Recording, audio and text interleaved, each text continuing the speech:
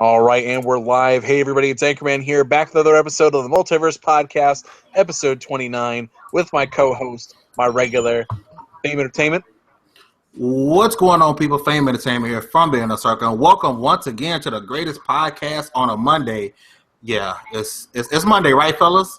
Yeah, it's Monday because it's the Multiverse Mother-Loving Podcast. Thank you guys for joining us. If you are watching live, if you're not watching live and you watch it recorded, that's cool too. Thank you guys so much for checking us out. And let's get this thing rolling because we got a good show on deck. All right, and we also got our other co-host here tonight, Undead. Great to be on the greatest podcast on Monday, and one of the few reasons I get out of bed on a Monday. There we go. Yeah, my day. Yeah. All right, so we got a couple of good topics we want to talk about today. First off, I just want to recap. What are you guys playing right now? What's taking your time up? Is it even a question what we're playing right now? Well, at least what I'm playing right now. You know what the deal is. I am playing Gears of War. I just finished the story, and my God, for those of you who want to talk about it, we want to dive into that ending, dive into what happened. Thursday will be a special edition of the Double XP podcast. You guys can do it every other Wednesday. We're going to have back-to-back episodes. We're going to have a spoiler cast. And we're going to have people know who finished the game. We're going to talk about it, get some theories going. I got a lot of theories about what the hell just happened. I got some theories on that. And, man, yeah, there's nothing else that I want to even touch right now besides Gears.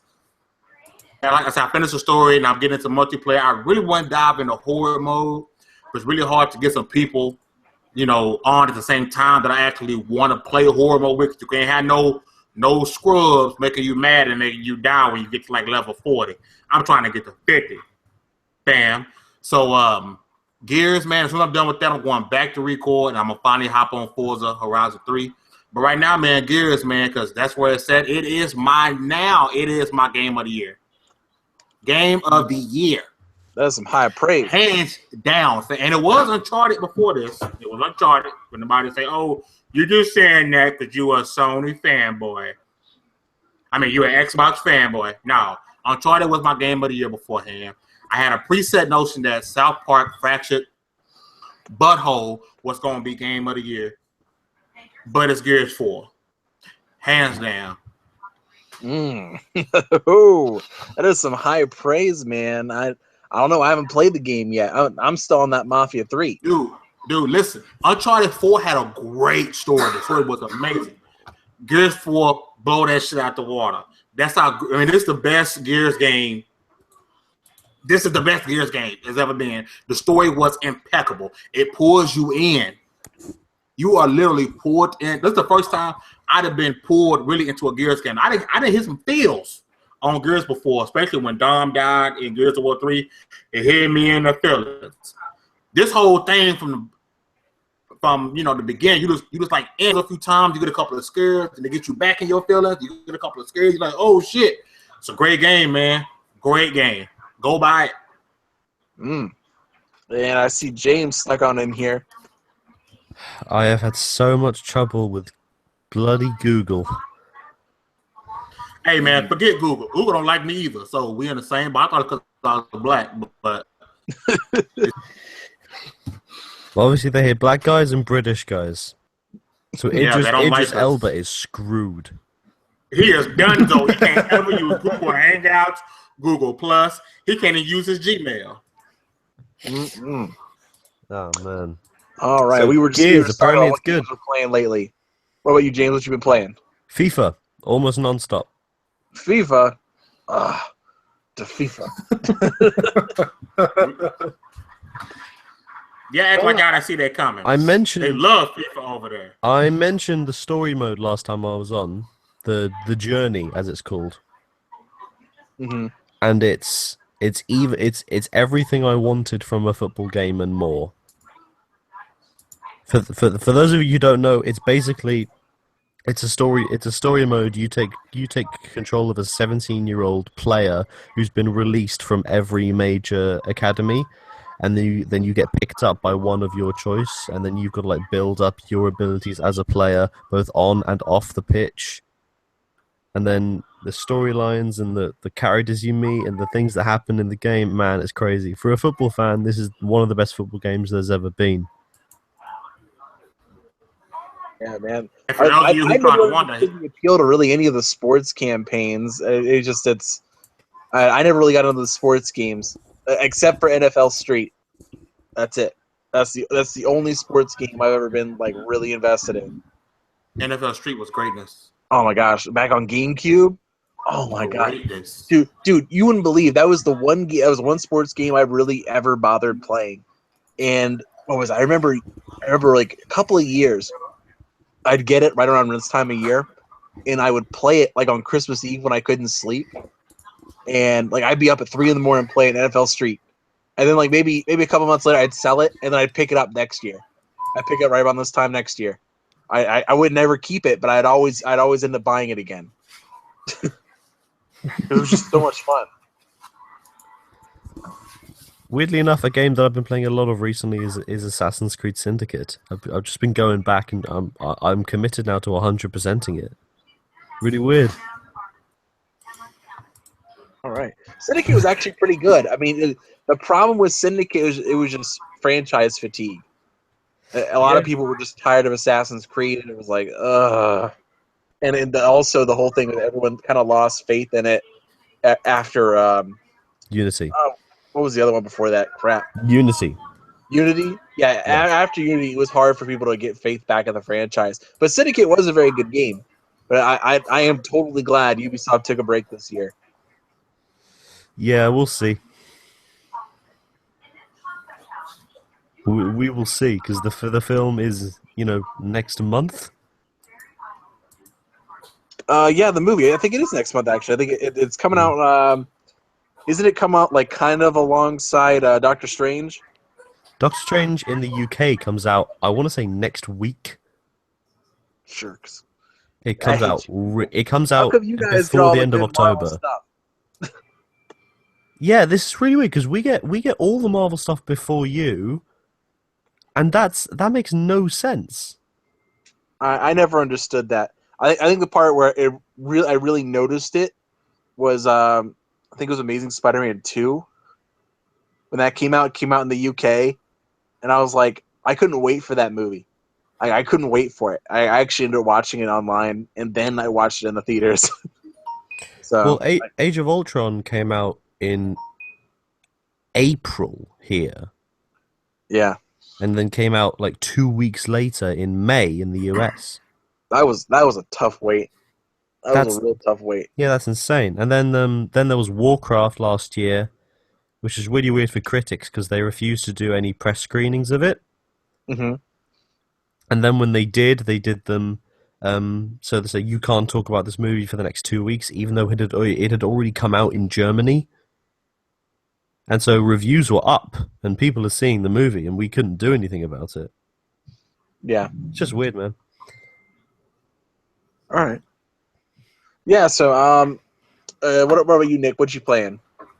Overwatch, and I almost beat Valiant Hearts now, and then I'm moving on to Murdered Soul Suspect after that, just clearing out all my bargain bin games and games with gold. I also was playing that weird free baseball game that they gave away. Yo, I like that game. Man, I've never spent this much time on a sports game in a long time. That game is fun, dude. Kind of goofy, but a lot of fun, actually. I'm having a lot of fun playing it. So, yeah, that's what I've been playing this week. All right. That sounds like fun.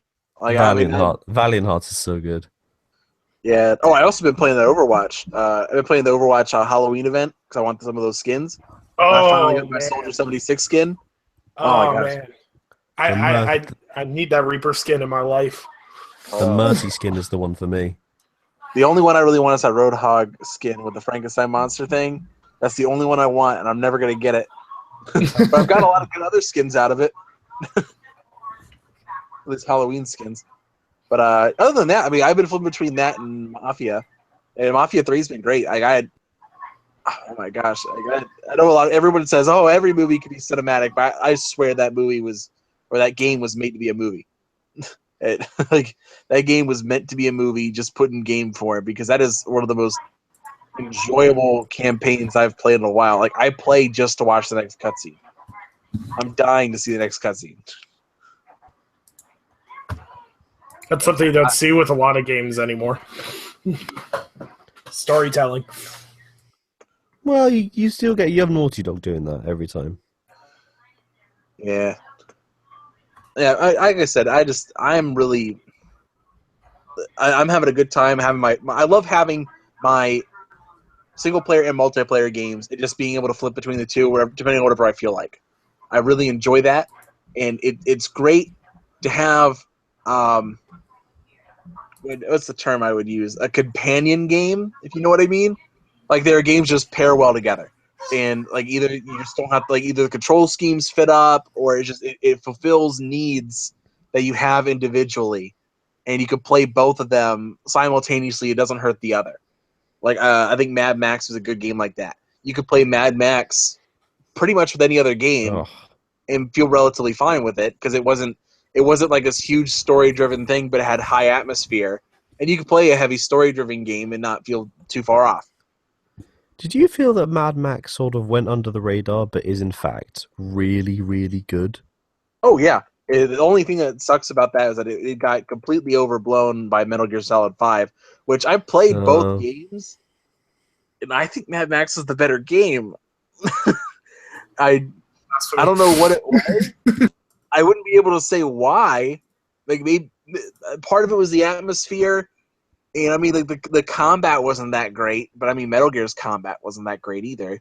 But like it didn't feel inspired. But I mean the rest of it, like every time I did a side mission, I felt like I was building up something important. Crap out of it, which I could do for upgrades, or I can unlock a new thing, and it was beneficial because it was working towards my goal. Everything I did was a small increment towards something better. And I was really digging that about the game, and as opposed to like I think I got like at that point I got into like chapter 2 of Metal Gear Solid 5 when I realized like these are just the same missions, just on harder difficulties, and they don't even make sense to the story why we're doing these. Yeah, I really wanted to like MGS5. I really did, but I just couldn't get into it. Yeah. Yeah, man. I'm just anyway. Moving on to one of our topics. I don't want to dally too long, but our first topic for today is probably the most interesting one. Rockstar has been dropping some huge hints about Red Dead 3 lately. They are teasing. They are teasing real hard. Or are they? Oh my gosh! If they're not teasing it and they're just trolling everyone, oh my gosh! What if it's just Halloween skins for GTA 5? What if we're all in anticipation of this, and this is just an introduction for another Max Payne game? Man, I don't know. Well, first off, I want to get some impressions in. I want to go through the line. What do you think it is? Like, you know what? I'm not going to mess with Rockstar. I'm not going to continue to be teased by them. I honestly do think it's another Red Dead game. I mean, it has to be. But I'm not going to get no type of hopes up, because I'll be pissed if it's like a remaster. I'm sorry. I was going to say that. Like, do you think if it's Red Dead Redemption or a remaster? I'm going to throw my computer out this window. Bump that. Make a new game already. Don't tease, and your tease is a remaster. Like enough of that hype was killed as soon as it went backwards compatible for the Xbox 3, for the Xbox One. If you was gonna do that, you should did this announce this ahead of time. I don't care about a remaster if I already have the game, which looks perfectly fine. Then I'm okay. Like it looks perfectly fine to me already on my Xbox One via backwards compatible. If it's a remake, I'm pissed. Go ahead and announce a new Red Dead and end it at that. It can't be nothing else but that. I think people will be pissed if it's anything else besides that. If it's like, didn't they make Bully? Yeah, they made Bully. If it's like another Bully, I'm losing my mind. Bully's great. I don't want another one. A great game. That was the first Rockstar game I ever played. But what would you rather didn't get? even know Another Red Dead, or another Bully? Bully. You know what? Yeah, I'd actually take Bully. That's a tough one. I really liked Bully. I thought Bully was a good introductory open world kind of game. I was really digging that. Like, if you had never played GTA and if you never played Red Dead, I mean, that was a good introductory game. Like if I had kids who were like 12, I'd let them play Bully first before any GTA. I could never get into Bully. Maybe it's just me. I don't know. I played it and I liked Bad it a lot. example. Then I just couldn't get into it. Yeah.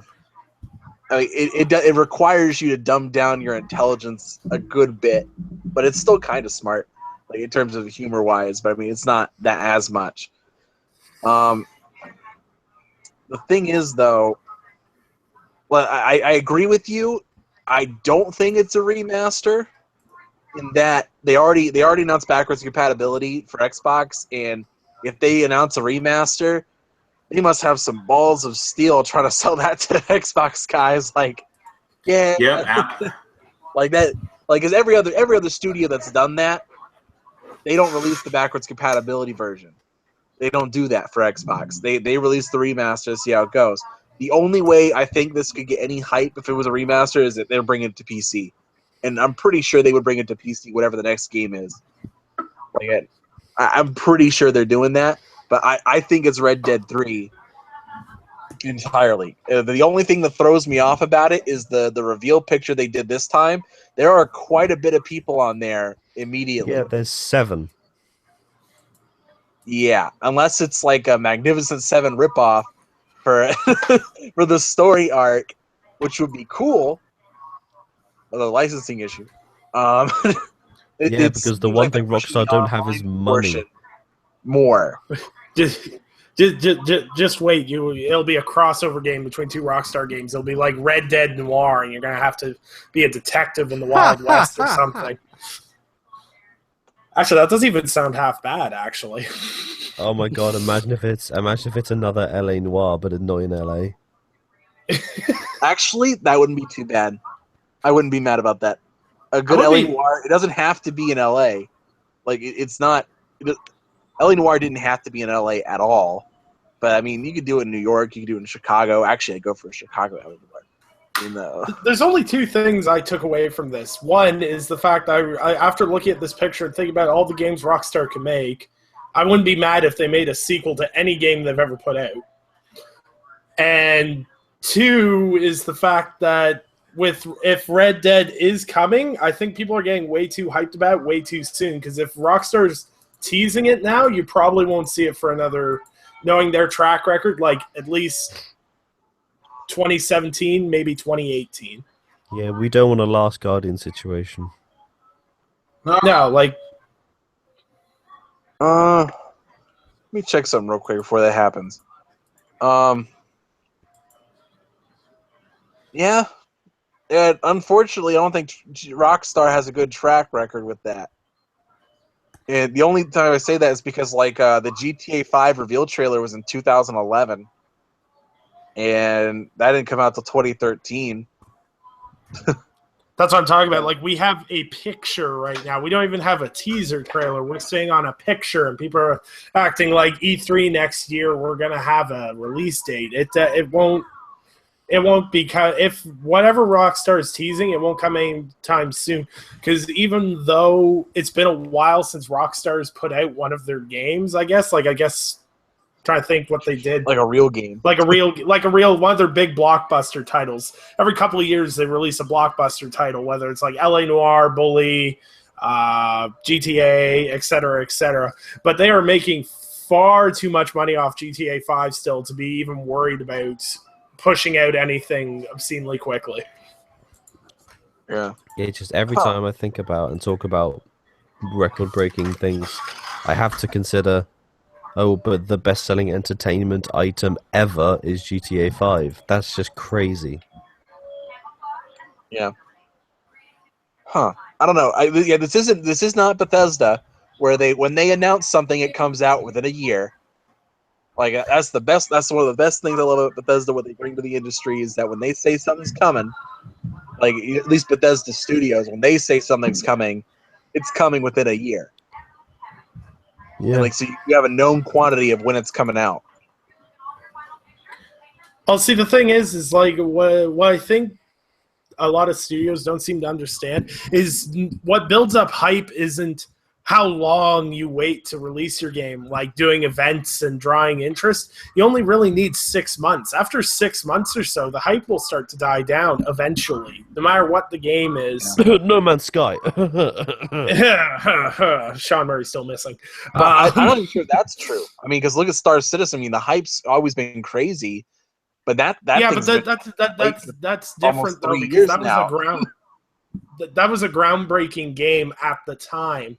And the hype for that is nowhere near as tangible as it used to be, speaking from someone who was an early backer of that.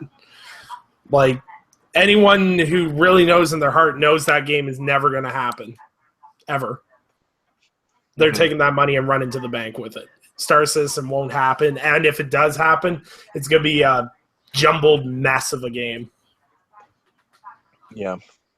I don't know, but getting back to Red Dead, what do you think they're going to do for a setting is the question for me, because the first game was like in the 1880s, and the last game was in 1911, which is considered the end of the cowboy era. So I don't know what they're going to do after that. I just want to do a drive-by in a Ford Model T. That's all I want to do with my life. Like, I don't know what they could do for setting. I don't even know what they could do with character, because a lot of people that played Red Dead Redemption love John Marsden, but a lot of people did not like playing as his son because his son lacked the depth. Or I don't know why people didn't like him. Just as a general rule, I know most of my friends were like, we didn't like playing anyone but John Marsden. So, like, if Rockstar goes off of his son, it'll be interesting to see if that'll throw people off or not, or, like, what they're going to do for characters, setting. There's so many variables on how they would have to make that game work. Mm-hmm. I can't remember who said it. I saw someone on Twitter talking about the idea of sending the lead character to South America. That was me. Yeah. Okay. Your idea was really good. I really liked that. I had two ideas of what they could do. The first one is probably more likely, but the second one I think would be a way better game. The first one is they just change the lead up radically. Like they could do it around the same time, like do it around 1900 or something like that. But they would have to change the character. It can't just be a cowboy thing. So I was arguing with someone about, like, oh, will they pull a GTA 5 and you have 3 main protagonists, or would they just have one? And I'd vote for just one, but it would have to be a radical difference in between who it is. And I think it would be something like either you're an ex-slave or you're like a Apache mix type of person, kind of like Connor from Assassin's Creed 3 kind of thing. So you have a both worlds mentality. Never Like, they'll compare do something anything where made by it's radical. Rockstar to Assassin's Creed 3. What is it? No. Never compare anything made by Rockstar to Assassin's Creed 3. I was going to say, if Rockstar makes such a one-dimensional character as Connor was from Assassin's Creed 3, I will literally curl up into a ball and die a little inside. Man, we can't even talk about being disappointed about Assassin's Creed, because that was the one game like I was really excited for. Like I had so much faith in it, and I was shattered. They set a climbing game in a place where there's nothing to climb. There's no buildings yet. I think the thing that makes me still cry about Assassin's Creed 3 is I still look at the launch trailer and how epic that launch trailer looked. I was like, it looks so good. And then I turn on my Xbox 360, put the game disc in, and instantly get pissed within like 5 minutes. And I turn it off. But yeah, like it throw everyone for a loop. If maybe they like Rockstar goes a little bit different and like. Instead of being like the like Western gunslinger, maybe you start off as like, you know, your character might be like Native American and you have to deal with being resettled and all the drama that ensues with that. They could do a game on that. Rockstar has the depth and they definitely have the writing and character building to make a really good game that would probably be kind of thought-provoking in a way. It'd be interesting to see them take a spin on that, I'm not going to lie. My other idea, which is the one I really want them to do, is they pull a Butch Cassidy Sundance Kid scenario where they could go later in the timeline, but completely go away from the United States. I said go to South America, or like I use Bolivia as an example, but I was looking like, okay, what about the War of the Pacific, where Chile and Bolivia are going at it, and like, what if you're like hired by one government to like just rob the shit out of the other, and you basically are given free reign. I said basically a lot that last line. You're given free reign to do a reign of terror on the banking system of another one. Like there was a lot of silver rushes down in South America around that time. Like you could really do something kind of fun with it, and you could make the posse aspect much bigger, and you could basically have heists on a larger scale, but like countrywide. So what does it take to get you hired by Rockstar for story development again? Man, I should be hired by everybody. Because 9 times out of 10, your sequel predictions are 10 times better than the actual sequels I play. So we need to get this thing going. That would be a really cool idea. That's like a really, really good idea. I'm not sure if Rockstar would think that far, but you never know. Like they could. I mean, they could play it safe me in the United States, but yeah.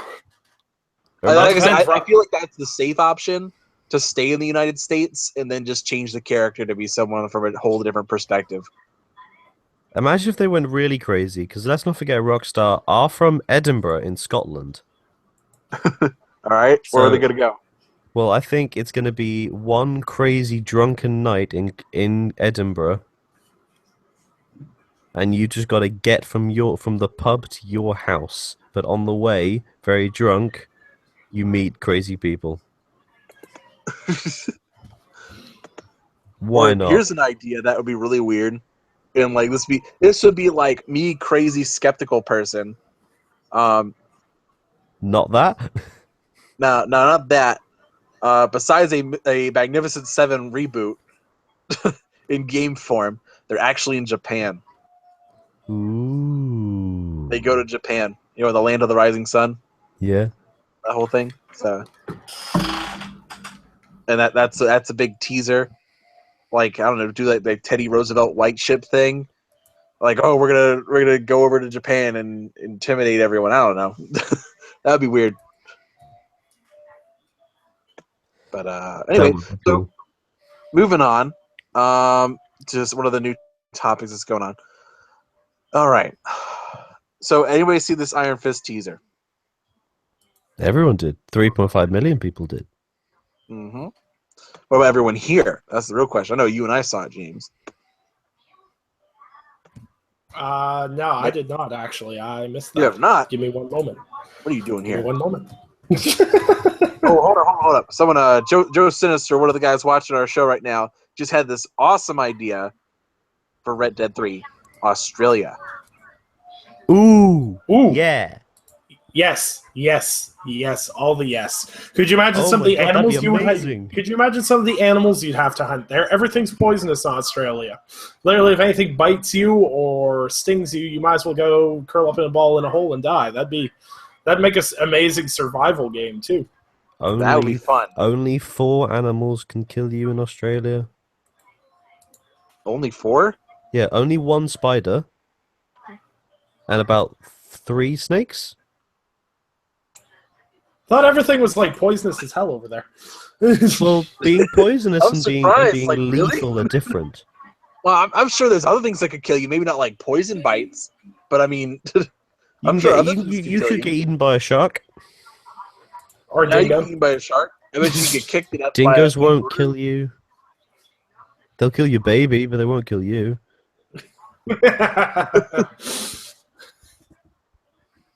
Yeah, Joe Sinister, thanks for watching the show. That is a great idea. Yeah, because you could come over on the boat, and then you could like. You could literally do what's that movie? Quickly Down Under.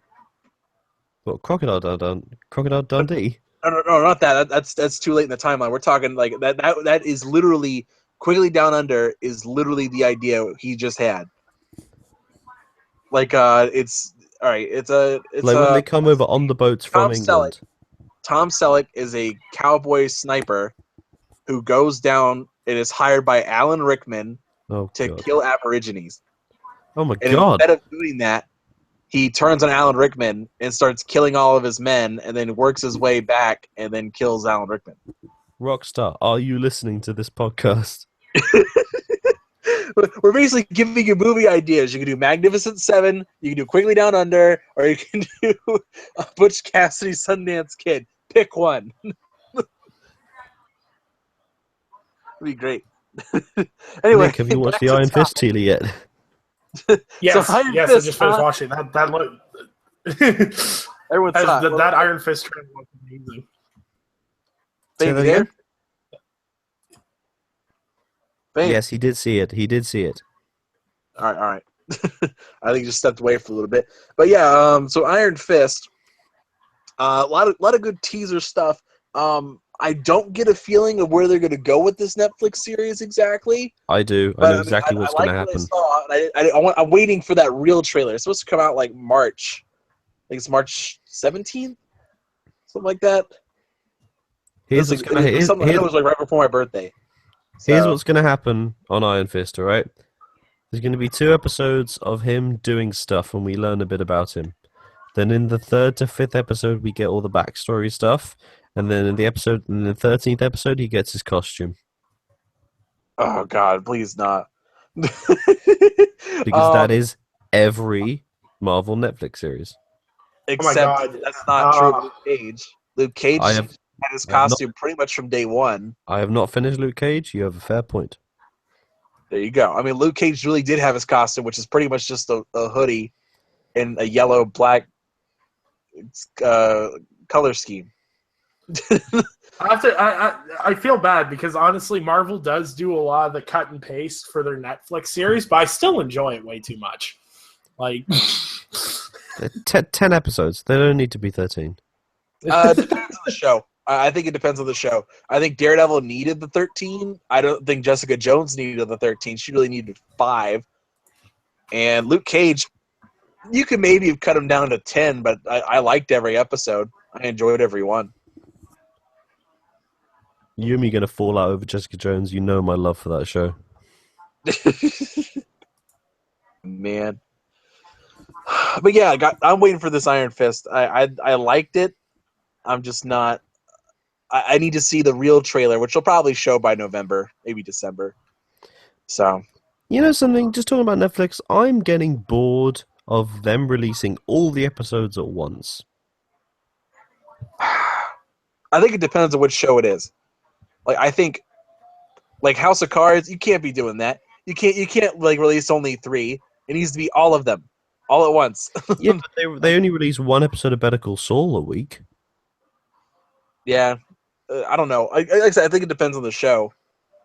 I think what they need to do is they need to release all the episodes except for the season finale, and then wait till a proper ending, like where you normally have your season finale, and then just release the season finale. Because there's no suspense in Netflix seasons, except for if they leave you with a cliffhanger season ending. Like there's no suspense when you can. Well, it might be a good idea is you did like a half season.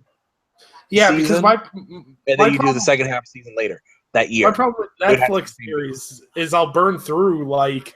It'll be like if me and my wife decide we like something, we burn through the whole season in like a day and a half. And then we're like, well, what are we going to do for the other 363 days of the year? Yeah. Some shows are rough like that. Like House of Cards, like, all right, going to wait till February again. I just started watching that show, and I'm really dreading when I run out of episodes for it. But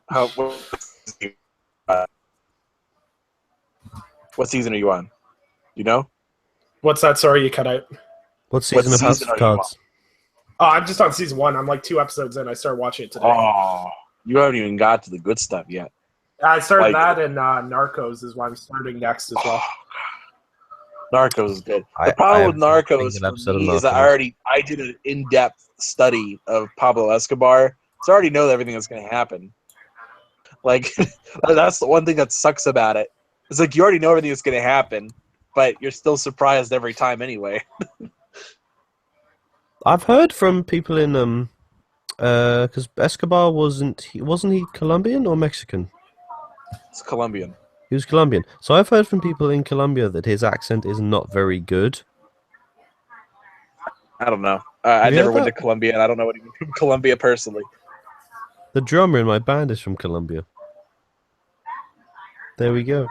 Fun fact of the day. I don't know. I'm just waiting for the hippos. I finished season 1, waiting for when he brings in the hippos. So, like, it's just a random side fact I learned when I was doing counterterrorism as a class. Talking about Colombia has a thriving population of hippopotamus, and it is solely because of Pablo Escobar. Because he That's imported all these what? African hippopotamuses, and and whenever they busted up his house or something, I don't know. It might have already happened in the show, but they didn't show them at all. And I'd be really disappointed if they really didn't show them at all. But and so now they run wild. So hold up. That's So basically, crazy. a drug cartel leader was like, you know what this country needs? Hippopotamuses. Hippos. Oh, he imported a ton of them just because he liked them, and he kept them in his own private zoo. But when they raided the place, they let them loose, and they went off and reproduced. So like you could be traveling through Colombia, and you'll be like, oh look, it's one of Pablo's hippos, and there'll be a hippo I don't randomly know in if they're Colombia. that common, but I mean, it's just That's one random thing. nuts. Like that's such a. I guess when you have obscene amounts of money, then you can do whatever you want. But I don't think the first thing I'd be doing with that much money would be like, I'm gonna import a bunch of hippos. This could be interesting. Yeah, man. Also, hippos are like crazy dangerous. Oh yeah, like they kill more people than sharks or something. It was Oh yeah, way more than any other African animal. Oh yeah, like the pressure they can put on with a bite is ridiculous. Yeah, and also just the force that they have running into you. Because they can like move like really surprisingly quickly. Don't get between hippo and water. Yep. All right, back on topic. Sorry, we went on a whole weird tangent about it. That is your fault. That's all. I know it's my fault. I know, but yeah. Ending today, I want to talk about. We got some more delays. Westworld. I mean, Talk what? about. Oh boy. So Ghost Warrior 3 got delayed. I don't think anyone's crying about it. I didn't even know there was a Ghost Warrior 3, so that's how much I was Me keeping track neither. of I that. had no idea. So I mean, just it's like all right, whatever. But I don't know if we talked about this last time, but just to reiterate it, Cuphead got delayed again. It's coming out 2017. Oh no. Yeah, I mean they've been delaying that game for a while now, and I don't know what to say anymore. Like I kind of it's sad because I want the game so much because I purely enjoy it on an animated level. Like I love animation, and the fact that all this is like hand drawn and they figured out all this stuff is so cool to me. But at the same time, I'm like, guys, this is getting annoying now. Like, like I understand they hit some interesting development blocks as well. First little bit they had was it was pretty much just boss battles, and so they delayed it to add actual levels to the game, But like no. regular levels, and they did that, and I played it. It's fun, but they couldn't hit it within the 2016 date, even though they tried to. They still couldn't do it within that date, and so they had to change the date to 2017, which is what they recently just delayed it to. And they were like, oh, well, instead of 80 years since the beginning of this animation, it'll be 81 years anniversary. I was like, all right, whatever. I don't know. Like, I really want to love the game because, like, I've seen playable demos of it, and I've seen all sorts of things on the game, and it looks really, really good. But at the same time, it's slowly, when you delay games like that, and it depends where they delay it to. If they delay it to like when there's a dry period, where there's not a lot of games coming out, I'll probably still pay attention to it. But if they delay it into a part where there's a bunch of games that have a lot of interest, it's going to be one of those games that flies under the radar. You know what I mean? Yeah, like if they delayed it to like early February or even the middle of summer, perfect. Love it. Good job. Like I love when games take that risk. Like one of the game series, like for me, I figured out what kind of games I like. I like these AA productions where they're not indie games, but they're not like AAA big tentpole budget games either. But like, they're just fun little side projects people worked on and they enjoy, like Mad Max or what's that other game? Shadow of Mordor? Yeah, Shadow of Mordor to an extent. I could see it in my head. Mafia Why 3 can I not falls say into it? that category. Sniper Elite 3. Oh, Sniper Elite. Yeah. They kept they put it out in the summer, or I think Sniper Elite 4 is supposed to come out February. February's So, becoming the time to release games. Yeah, February is a good date, but like it's people choosing these weird offhand dates, which I'm really loving, and I love these little AA experiences where they're trying something new. Like it may not be like a really great AAA game, but I mean it's enjoyable. They got a budget, so it's at least clean and polished. But it doesn't have to be like a success or a failure. It could just exist. Yeah, see, that's what I hate about right I love now. Is like anyone releasing games right now, like this time period over the past few weeks and these next upcoming couple of weeks, there's too many games coming out. Like it's just, I don't have the money. It's like I want to buy all these games, but it's like I also need to pay rent. So like there's too many games coming out in a row, and like I like February and March releases because after Christmas is cleared off the credit card through January, you start having a little bit more money again. Then you get these unique, oddball like mid-range titles that are kind of fun and they take up some time and they break up the season really well. And I think more games should do that. And since none of the AAA games want to move, hey, let the AA's thrive. Like. Yeah, give them a chance to shine. Put them out these times. Yeah, like That's I get the obsession with AAA games always having to be out in November because Christmas and everything else. But at the same time, spacing would be a little optimal on some of the titles. Like having like Gears and Mafia literally being a couple of days apart. You got Battlefield 1 this week. Titanfall 2's just around the corner. Call of Duty's just around the corner. Remastered. Yep. Same day as Titanfall 2. Oh my god. Why? Now, some games are okay when they launch on top of each other because they appeal to entirely different markets. Like Titanfall 2 will appeal to a completely different market than Skyrim Remastered. Yeah, like Skyrim Remaster is a day one for me. Titanfall 2 will be when it's $20 in the bargain bin in January. Aww. I'm getting Titanfall 2. It's already pre-ordered, and I paid off all my gaming debts through the end of the year. I'm done. Like we're good. See, Nothing else. I had a bunch of Xbox friends that were pre-ordering Titanfall 2, and then I'm not gonna name names, but some of them are just absolute morons and canceled their pre-orders over some stupid Twitter stuff, and now I have no one to play Titanfall 2 with. So. You guys mentioned games coming out in January and February, which means I can talk about this thing. Earlier this week, I went to play loads of PlayStation VR. Oh, yeah? What were your thoughts about that? Okay. For what you get for your money, there isn't anything better.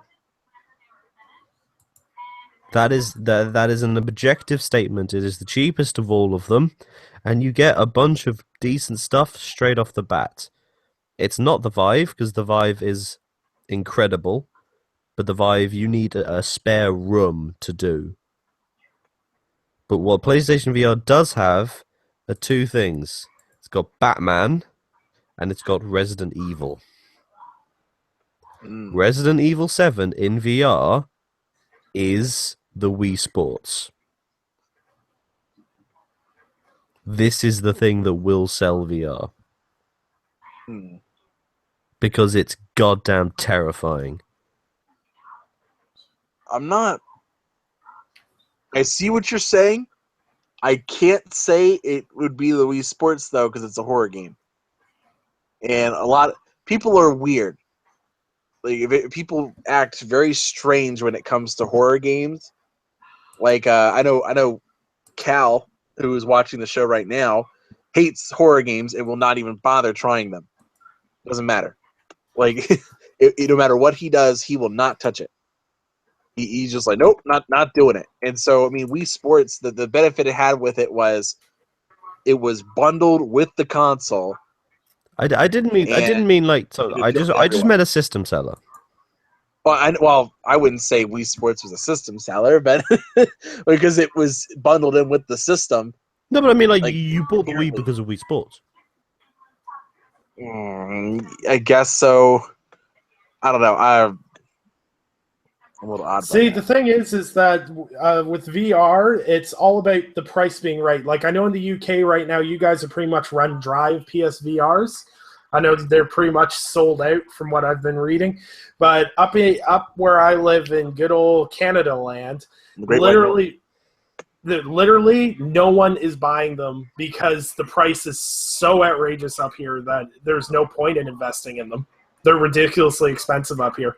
It's like 500, and I think it was like I went to Walmart. They had 12 of them. They hadn't sold one yet. They had no pre-orders, and they were a whopping $550 plus tax with no games included. Are you kidding me? No, not even a little bit.